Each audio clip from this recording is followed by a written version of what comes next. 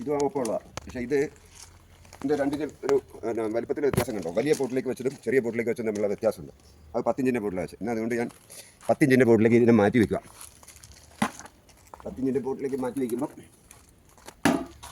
പോട്ടിൻ്റെ കനം 335.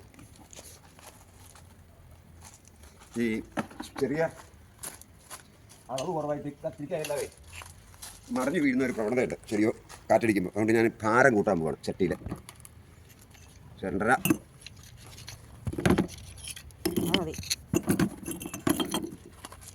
3,915. അത് ചട്ടിയുടെ ഭാരമാണ് കേട്ടോ. ഞാൻ മൈനസ് ചെയ്യാം. പിന്നെ കുറച്ച് കരികിലേയും കൂടി ഇടാം. ഈ 4 കിലോ എന്ന് പറഞ്ഞ ചട്ടിയുടെ ഭാരം.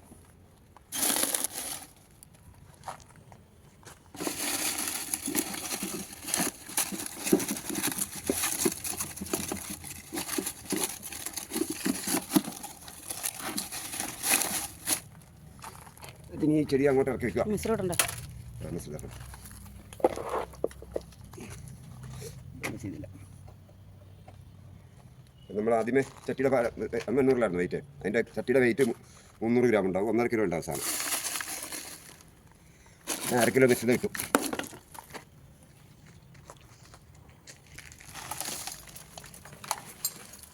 ഈ ചെടിയെ ഞാൻ ഇതിനകത്തേക്ക് റീപ്പോർട്ട് ചെയ്യാണ്.